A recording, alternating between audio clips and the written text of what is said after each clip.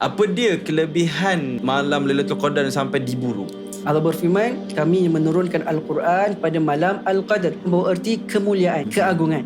Adakah kalian tahu apakah itu malam Al-Qadar? Kebiasaannya kalau Allah menggunakan ayat ini ingin memberitahu bahawa yang selepas itu adalah perkara yang hebat. Kemudian Allah mengatakan malam Al-Qadar itu lebih baik daripada 1000 bulan. Allah tak kata sama level dengan 1000 bulan, tetapi lebih baik. Berapa lebih baik? Wallahu alam. 2000, 3000 bulan, 4000 bulan. Yang dianggarkan oleh para ulama 83 tahun. Kan 1000 bulan lebih kurang 83 tahun. Jadi kerana Rasulullah SAW apabila melihat umatnya umur pendek, umat yang terdahulu semua umurnya panjang. Nabi Nuh AS kan 950 tahun berdakwah. Jadi apabila Nabi Muhammad melihat umat-umat yang terdahulu umur yang panjang, pasti amalan mereka juga banyak. Kalau kita ada waktu yang panjang, maka banyak perkara yang kita boleh lakukan. Waktu yang pendek, sikit saja yang boleh kita lakukan. Betapa kasihnya Rasulullah terhadap umatnya, maka Rasulullah mengadu kepada Allah, ya Allah, umat aku ni adalah umat yang paling pendek umurnya. Rasulullah bersabda, umur umat aku di antara 60 dan 70 kebiasaannya. Dan yang paling sedikit amalan mereka kerana mengikut umur tadi, nak berbandingkan dengan umur umat-umat yang terdahulu.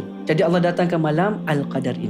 Masya Allah. Kita beribadah satu malam tersebut, RM1 kita sedekah, seakan-akan 83 tahun kita bersedekah. Masya Allah. Kerana itu umat-umat Nabi Muhammad SAW bersungguh-sungguh pada 10 malam terakhir. Kata para ulama, kemungkinan besar ianya berlaku pada 10 malam terakhir daripada malam ganjil.